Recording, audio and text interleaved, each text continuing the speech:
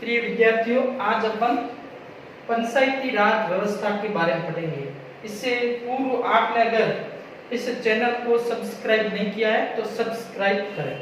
तो अपन पढ़ेंगे पंचायती राज व्यवस्था। पंचायती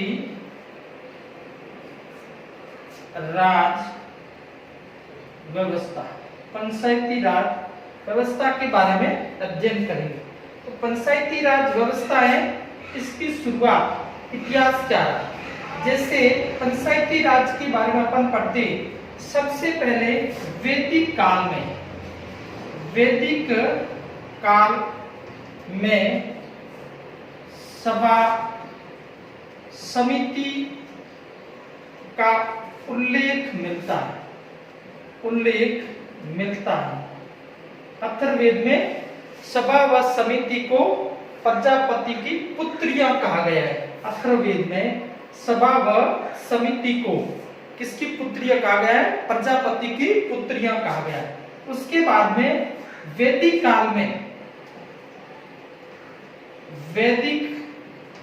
काल में ग्राम के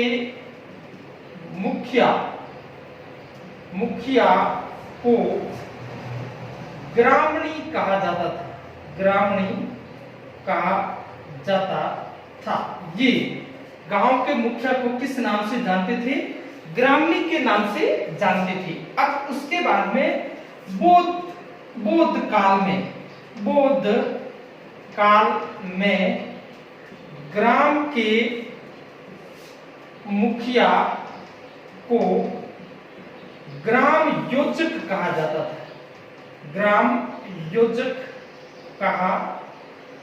था। ऐसा उल्लेख मिलता है। उसके बाद में अपन देखते हैं मौर्य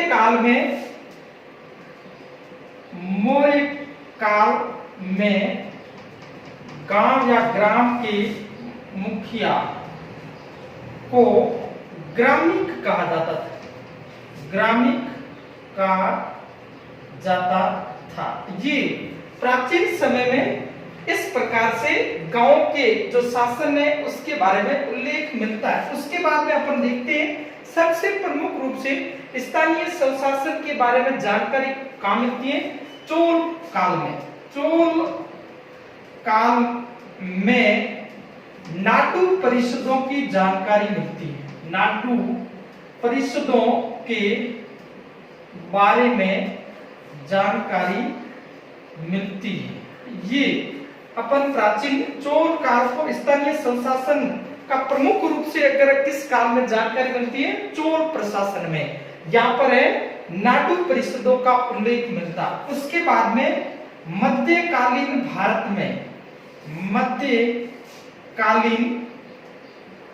भारत में ग्राम के मुखिया होते थे, उसको खुद मुकदम व चौधरी कहा जाता था। ये भी उल्लेख मध्यकाल में मिलता है। उसके बाद में अपन देखते हैं तो ये स्थानीय स्वशासन के बारे में सबसे पहले भारत के संदर्भ में देखते हैं तो सबसे पहले भारत में जो व्यवस्था की शुरुआत करने वाला वह था जो है रिपन, गवर्नर जनरल या वायसराय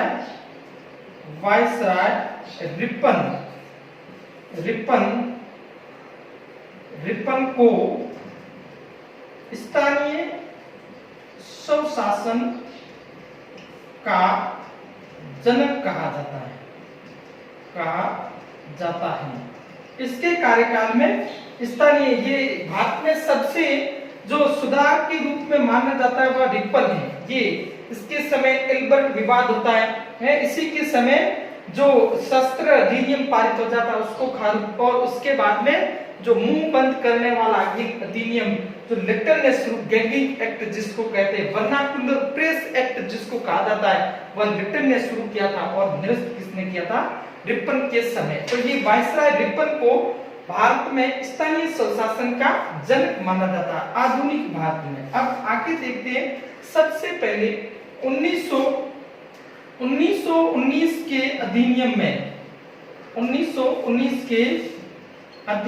में पंचायती राज के बारे में जानकारी मिलती है। पंचायती राज के बारे में जानकारी, ये ऐसी जानकारी 1919 के अधिनियम में या द्वैध शासन लागू किया गया था।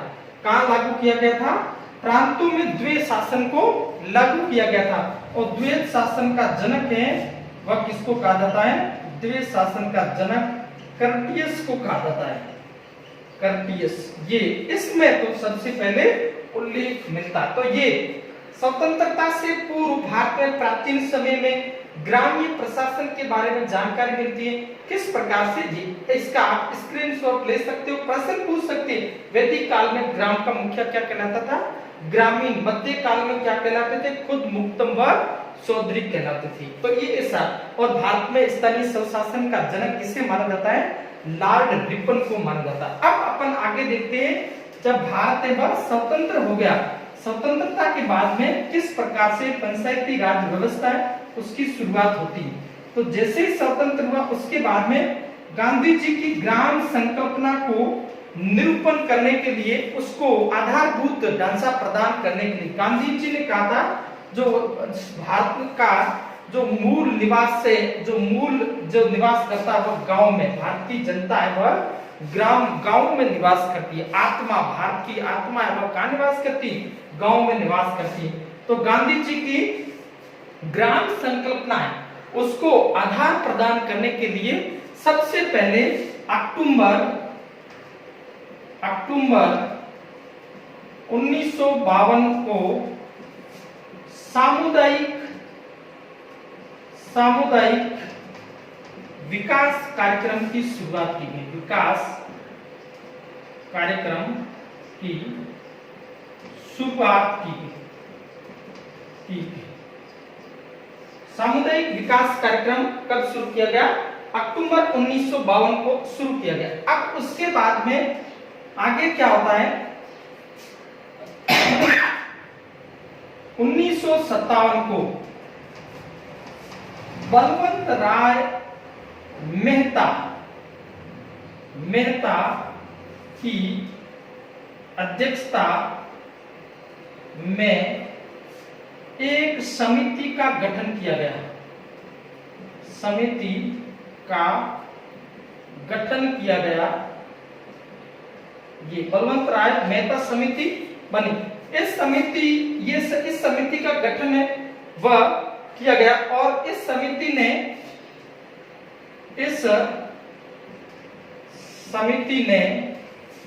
1958 में अपनी सिफारिशें राष्ट्रीय विकास परिषद को सौंप दी। ये इसकी जो सिफारिश थी उसको 58 में, और इसमें त्रिस्तरीय पंचायती राज व्यवस्था की सिफारिशें की गई।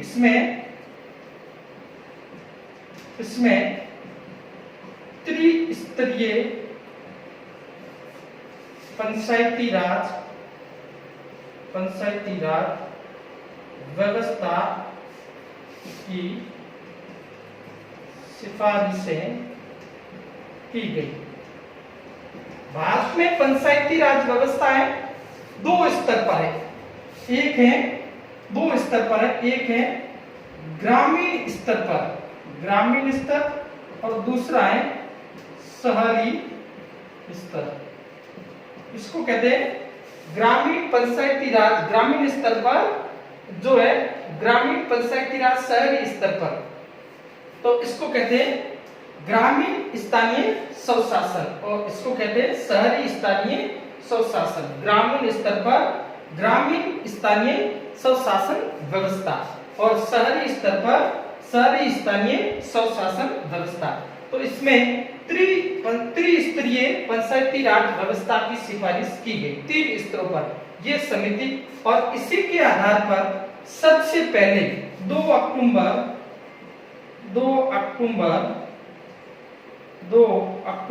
1959 को राजस्थान के नागौर जिले के नागौर जिले के बगदरी गांव से पंचायती राज व्यवस्था का शुभारंभ किया गया। ये पंचायती राज व्यवस्था का शुभारंभ सबसे पहले आपको पूछ सकते हैं कब किया गया? 2 अक्टूबर 1959 को। कब किया गया? 2 अक्टूबर 1959 को किया गया। 2 अक्टूबर 1959 को राजस्थान के नागौर जिले के बगदरी गांव से इस व्यवस्था को शुरू किया गया और उस समय प्रधानमंत्री द्वारा शुभारंभ, प्रधानमंत्री उस समय थे जवाहरलाल नेहरू, इनके द्वारा ये इस व्यवस्था को शुरू किया गया। इस समय राजस्थान के मुख्यमंत्री थे मोहनलाल सुखाड़िया। ये मोहनलाल सुखाड़िया उस समय राजस्थान के मुख्यमंत्री कौन थे? मोहनलाल सुखाड़िया। इसके कार्यकाल में पंचायती राज व्यवस्था को शुरू किया गया। अब इसमें जो पंचायती राज व्यवस्था का शिल्पी है वह किसको माना जाता है? तो ये आपके पंचायती राज व्यवस्था का शिल्पी ये किसको कहते हैं? बलवंत राय मेहता को। बलवंत राय मेहता, ये ध्यान रखना। शिल्पी जो बनाने वाला कौन है? बलवंत राय मेहता। और सबसे पहले जो पंचायती राज व्यवस्था शुरू की गई वह कौन सा राज्य? ऐसा भी प्रश्न पूछ सकते हैं, तो कौन सा राज्य? राजस्थान। अब इसका है आप स्क्रीनशॉट ले सकते हो, प्रश्न इसमें से आएगा। अब आगे अपन देखते हैं इसके बाद में कौन कौन सी और कमेटियां बनती हैं और किस प्रकार से पंचायती राज व्यवस्था को संवैधानिक दर्जा मिलता है। उस कौन कौन सी अमेंडमेंट वह लाए जाते हैं और उनके माध्यम से पंचायती राज व्यवस्था है उनको जो संवैधानिक रूप से उनको दर्जा मिलता है। अब इसके बाद में दूसरी कमेटी प्रमुख रूप से बनती है। ये कमेटी दूसरी अपन देखते हैं, तो दूसरी कमेटी वह कब बनती है? दूसरी कमेटी वह अशोक मेहता समिति। जनता पार्टी की सरकार थी और ये 1977 बनती है। कभी कभी क्रम से पूछ सकते हैं। अब इस समिति में कितने स्तर? द्विस्तरीय पंचायती राज व्यवस्था अपनाने पर बल दिया। कितने? द्विस्तरीय। प्रश्न पूछेंगे आपको किस समिति ने सिफारिश की थी कि द्विस्तरीय पंचायती राज व्यवस्था? तो अशोक मेहता कमेटी ने यह सिफारिश की। अब आगे अपन देखते हैं इस कमेटी की सिफारिश थी ग्राम पंचायत के स्तर पर मंडल पंचायत गठित की जाए। ये इसकी सिफारिश थी। दूसरी इसकी सिफारिश है जिला कलेक्टर सहित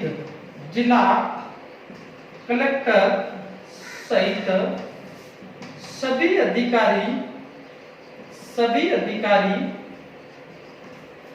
जिला कलेक्टर से सभी अधिकारी जिला परिषद के अधीन हो। जिला परिषद के अधीन हो। ये सिफारिश किसने की थी? अशोक मेहता कमेटी। जिला कलेक्टर से सभी जितने भी अधिकारी हैं वह जिला परिषद के अधीन हो, ऐसी सिफारिश की। उसके बाद में इसने कहा कि संस्थाओं का निर्वाचन है दलगत राजनीति के आधार पर हो। संस्थाओं का निर्वाचन दलगत राजनीति के आधार पर हो, ऐसा कहा। ये सिफारिश भी किसने की थी? अशोक मेहता कमेटी। आगे अपन पढ़ते हैं। इसने अनुसूचित जाति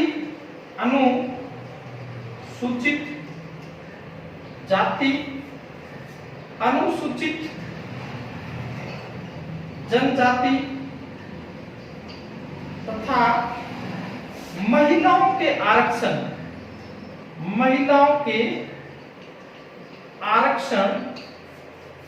के प्रावधान की बात कही। इस कमेटी ने अनुसूचित जाति, अनुसूचित जनजाति, महिलाओं को आरक्षण दिया जाए, ऐसी सिफारिश भी किसने की थी? अशोक मेहता कमेटी। और इसने और सिफारिश क्या की इसके द्वारा कि पंचायती राज संस्थाओं में, पंचायती राज संस्थाओं में स्वयं सहायता ग्रुप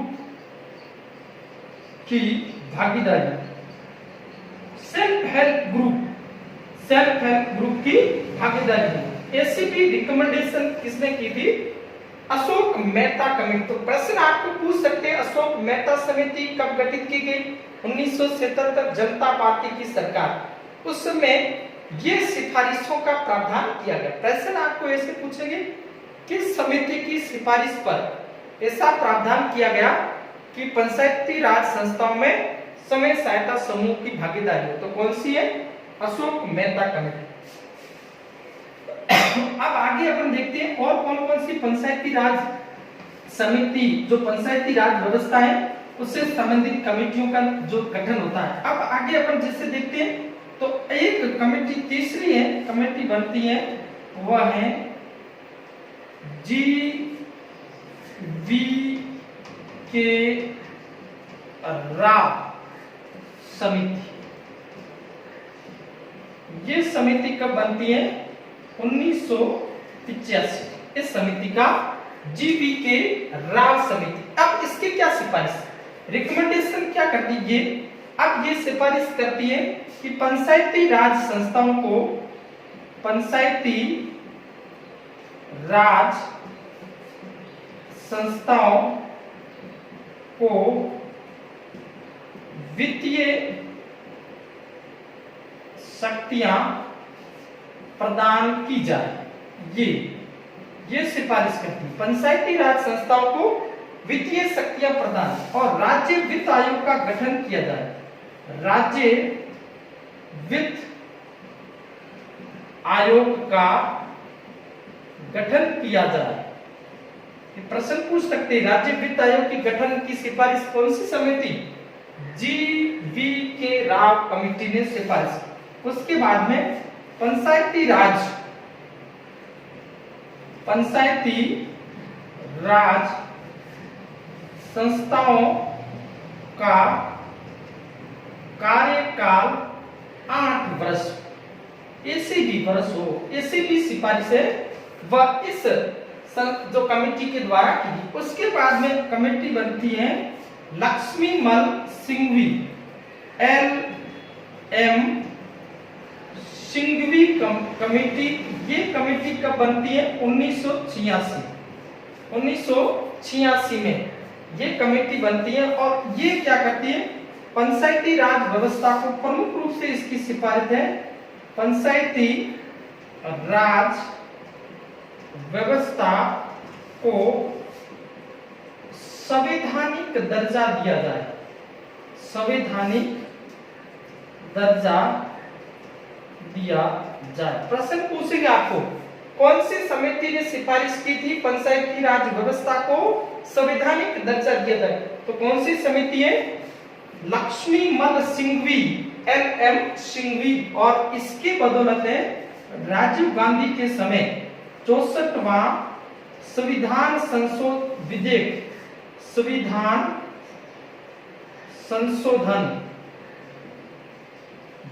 लाया गया, परंतु संसद द्वारा पारित नहीं हुआ। ये ध्यान रखना। कौन सा संविधान संशोधन विधेयक? 64वां लाया गया, परंतु वह संसद ने उसको पारित नहीं की। तो ये आपके पंचायती राज व्यवस्थाओं से संबंधित प्रमुख रूप से समिति। अब आगे एक कमेटी है पी के थुंगन समिति। इस समिति ने भी क्या सिफारिश की, पंचायती राज संस्थाओं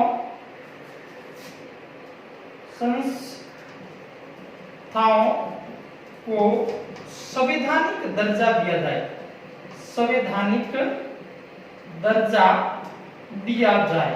ये इसकी रिकमेंडेशन की वही, इसकी सिफारिश की। तो दो ऑप्शन में दो व्यक्तियों की कमेटी आएगी कि निम्न में से कौन सी जो है समिति ने सिफारिश की थी कि पंचायती राज संस्थाओं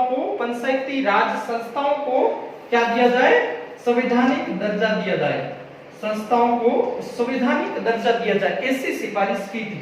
और अब आगे अपन देखते हैं इसी की सिफारिशों के आधार पर पंचायती राज व्यवस्था को संवैधानिक दर्जा किस प्रकार से दिया जाता है।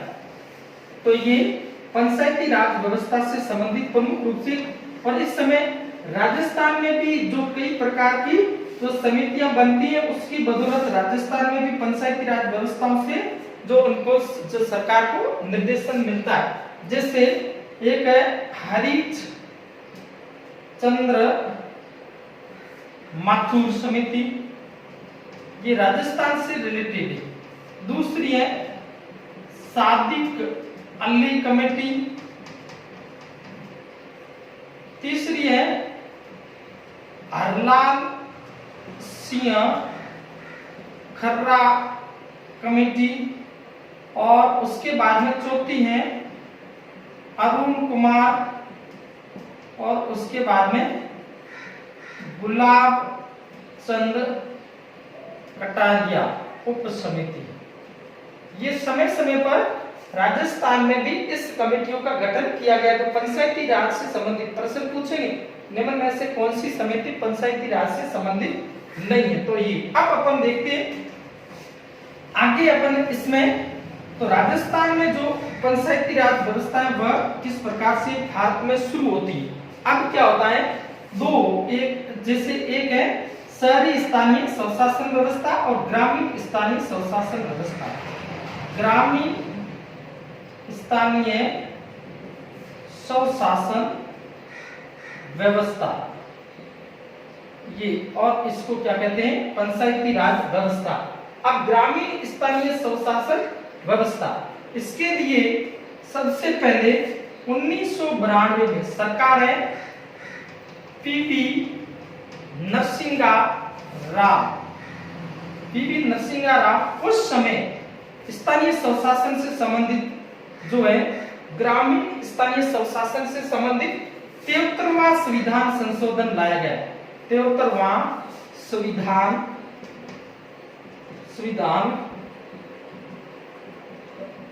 संशोधन द्वारा, ये संशोधन 1992 में संसद के द्वारा पारित हो गया और इसको 24 अप्रैल आज के दिन 24 अप्रैल 1993 को लागू किया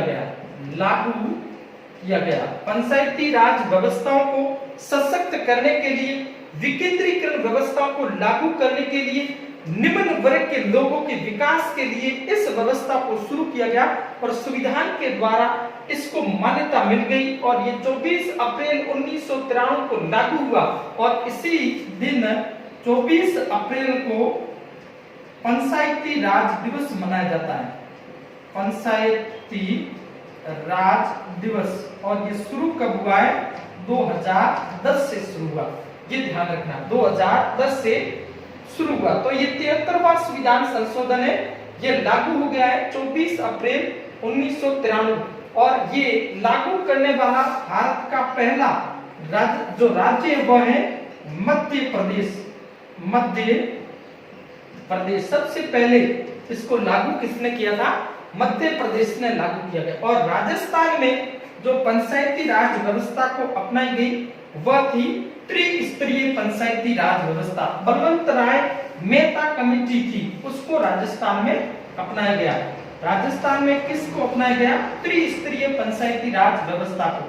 त्रिस्तरीय पंचायती राज व्यवस्था को राजस्थान में अपनाया गया। राजस्थान में त्रिस्तरीय किसने दी थी?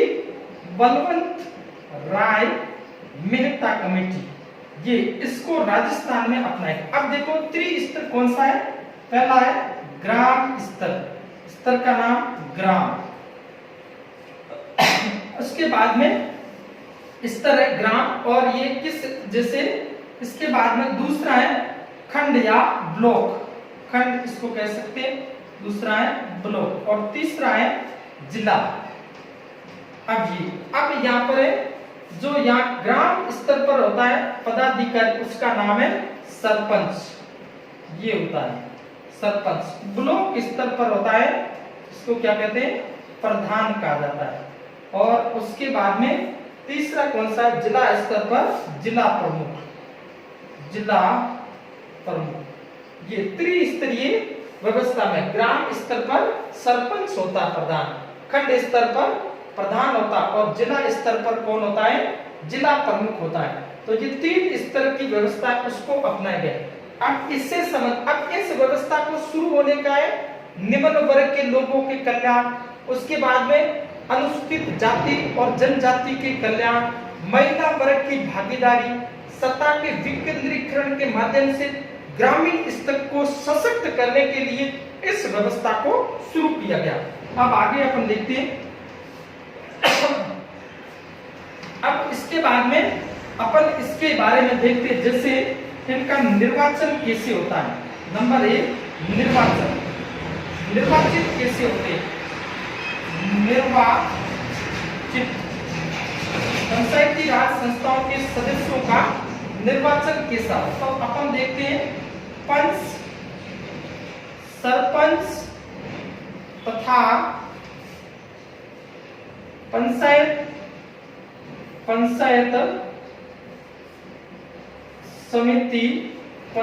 समिति सदस्य तथा जिला परिषद सदस्य, जिला परिषद सदस्यों का निर्वाचन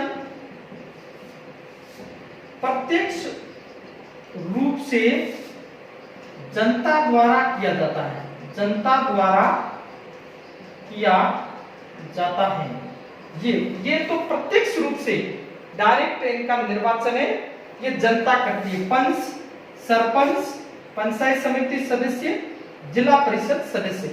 अब उसके बाद में जिला प्रमुख और प्रधान, जैसे पंचायत समिति का अध्यक्ष, पंचायत समिति का अध्यक्ष प्रधान होता है, और जिला परिषद का अध्यक्ष जिला प्रमुख होता है। ये ध्यान रखना, जिला प्रमुख। अब इसमें अपन देखते हैं सरकार की तरफ से जो सचिव होता है, यहाँ पर है ग्राम सेवक, जिसको वीडियो कहा जाता है। यहाँ पर कौन होता है? विकास अधिकारी, पंचायत समिति पर विकास अधिकारी, और जिला परिषद पर जो होता है मुख्य कार्यकारी अधिकारी, सीयू कहा जाता है। ये ध्यान रखना। अब आगे अपन देखते हैं जिला परिषद। अब प्रधान है वह जो पंचायत समिति के सदस्य हैं, ये किसका निर्वाचन करते हैं? तो ये अप्रत्यक्ष रूप से होता है। और दूसरा है जिला प्रमुख है, तो ये जिला परिषद के सदस्य हैं, ये किसका निर्वाचन करते हैं? जिला प्रमुख का निर्वाचन। तो जिला प्रमुख है वह अप्रत्यक्ष रूप से निर्वाचित होता है। अब अपन देखते हैं इनका कार्यकाल। जो इनका कार्यकाल है वह 5 वर्ष का होता है। कितने वर्ष का होता है? 5 वर्ष का होता है, परंतु उससे पूर्व भी भंग किया जा सकती है, भंग किया जा सकता है, ये ध्यान रखना। और उसके बाद में 6 महीने के अंदर चुनाव होने चाहिए, ये ध्यान रखना। 6 महीने के अंदर चुनाव वापस हो। अगर कोई संस्था भंग हो जाती है तो उसका कितने महीने के अंदर? 6 महीने के अंदर उसका क्या होना चाहिए? निर्वाचन वापस, उसका चुनाव होना चाहिए। तो ये इस प्रकार है इनके कार्यकाल के बारे में। अब आगे अपन देखते हैं ये पंचायती राज की प्रमुख रूप से जैसे इनके जो व्यवस्था शुरू की गई। अब इसमें अपन देखते हैं इनको किस प्रकार से जो वित्तीय सहायता मिलती है, इनका निर्वाचन कौन करता है उसकी बात। अब देखते हैं निर्वाचन जो इसमें पंचायती राज व्यवस्था के अंदर है, ये राज्य निर्वाचन आयोग का गठन किया गया। निर्वाचन आयोग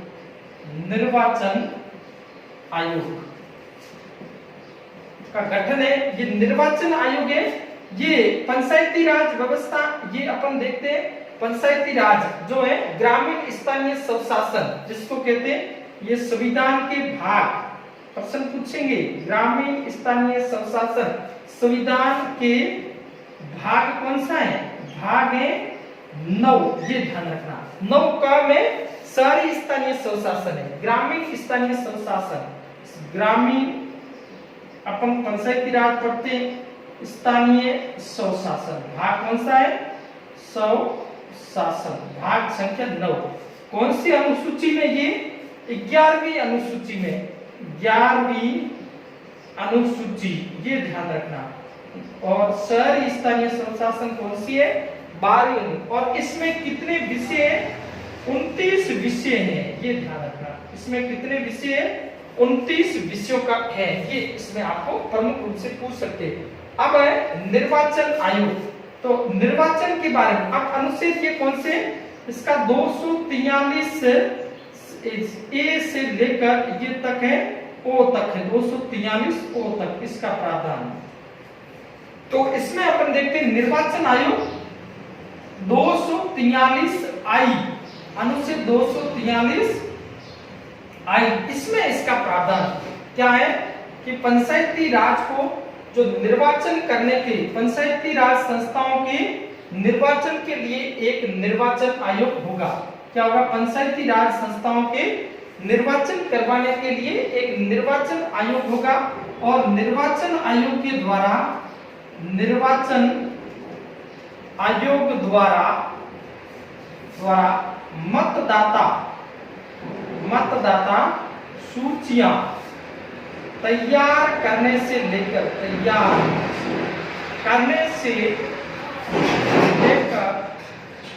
शपथ दिलाने तक का कार्य किया जाए। पंचायती राज संस्थाओं की मतदाता सूची तैयार करने से लेकर पंचायती राज संस्थाओं के सदस्यों को शपथ दिलाने, सदस्यों को शपथ दिलाने तक का कार्य भी किसके द्वारा किया जाता है, निर्वाचन। और इसमें क्या होता है, निर्वाचन आयोग का जो प्रमुख है, निर्वाचन अधिकारी होता है, उसको है निर्वाचन आयुक्त कहते हैं। निर्वाचन आयुक्त की नियुक्ति कौन करता है, नियुक्ति वह राज्यपाल करता है, राज्यपाल द्वारा की जाती है, ये ध्यान रखना। किसके द्वारा की जाती है, राज्यपाल के द्वारा नियुक्ति की जाती है। इससे अपन ने राज्यपाल पढ़ा, उसमें पढ़ा था। और इसको पद से हटाने की विधि वही है, निर्वाचन आयोग को पद से हटाने की विधि वही है जो उच्च न्यायालय के न्यायाधीशों को हटाने की, न्यायाधीशों को हटाने की है, ये ध्यान रखना। जिस प्रकार से उच्च न्यायालय के न्यायाधीश को हटाते हैं, उसी प्रकार निर्वाचन आयुक्त को हटाया जाए। नियुक्ति कौन करता है, राज्यपाल करता है। अब इसी प्रकार पंचायती राज संस्थाओं को वित्त देने के लिए, वित्तीय रूप से सशक्त बनाने के लिए जो व्यवस्था है, उसको वित्त आयोग का गठन प्रत्येक 5 वर्ष में पंचायती राज व्यवस्थाओं के वित्त की समीक्षा करने के लिए जो वित्त आयोग का गठन किया जाता है। वित्त आयोग, राज्य वित्त आयोग सिफारिश की थी कौन सी समिति ने, राज्य वित्त है व जीवी के राव कमेटी की सिफारिश थी। तो ये राज्य वित्त आयोग का गठन ये है आपके राज्य वित्त आयोग 243 आई, और ये अभी अपन ने थोड़ा गलत देख लिया, राज्य निर्वाचन आयोग, राज्य निर्वाचन आयोग कौन सा है 243 की, ये ध्यान रखना, राज्य निर्वाचन आयोग 243 की और राज्य वित्त आयोग 243 आई। और राज्य वित्त आयोग जो पंचायती राज संस्थाओं के वित्त संबंधी, पंचायती राज संस्थाओं के वित्त संबंधी समीक्षा करने के लिए प्रत्येक 5 वर्ष में एक वित्त आयोग का गठन किया जाता है, वित्त आयोग का गठन किया जाता है। ये वित्तीय सुंगी के बारे में जानकारी देता है, कितना राजस्व प्राप्त हुआ उसके बारे में जानकारी देने के लिए ये राज्य वित्त आयोग का गठन किया जाता है। तो ये अपने पंचायती राज व्यवस्थाओं से संबंधित जो व्यवस्था थी उसके बारे में पढ़ा। अब इसके बाद में अपन पढ़ते हैं शहरी स्थानीय स्वशासन व्यवस्था। शहरी स्थानीय स्वशासन व्यवस्था के लिए जो संविधान संशोधन लाया गया वह था 74वां संविधान संशोधन, वो अपन बाद में पढ़ेंगे। तो ये अपने प्रमुख रूप से पंचायती राज व्यवस्थाओं से संबंधित अपने को कोई भी प्रश्न पूछे तो अपन आसानी से कर सकते हैं। ये टॉपिक आज पढ़ाने का कारण आज है पंचायती राज दिवस है, इसके उपलक्ष्य में मैंने देखा आप इसको सटीक रूप से, ये प्रमुख रूप से विकेंद्रीकरण की व्यवस्था को मजबूती प्रदान, और दूसरा है ग्राम पंचायत के गठन का प्रावधान, ग्राम पंचायत के गठन का प्रावधान अनुच्छेद 40 में भी मिलता है। ग्राम सभा का उल्लेख कहाँ मिलता है, ग्राम सभा, कौन सा अनुच्छेद है, अनुच्छेद 40 नीति निर्देशक तत्वों के अंतर्गत भी आता है। ऐसा भी प्रश्न आपको पूछ सकते हैं। तो ये, और अब आपको ऐसे भी पूछ सकते हैं ग्राम सभा किसे कहते हैं, ग्राम सभा किसे कहते हैं। तो ग्राम सभा है जो जिस ग्राम पंचायत के जो सदस्य हैं जिनका मतदाता सूची में नाम है, उन सभी को संयुक्त रूप से क्या कहा जाता है, ग्राम सभा भी कहा जाता है। तो ये आपके पंचायती राज व्यवस्था से प्रमुख रूप से किस प्रकार से भारत में ग्रामीण के क्षेत्र में विकेंद्रीकरण व्यवस्था को अपनाते हुए एक सशक्त लोकतंत्र की स्थापना इसके माध्यम से की गई। अब इससे आगे अपन बाद में, तो ये आपके आज हो गया पंचायती राज व्यवस्था।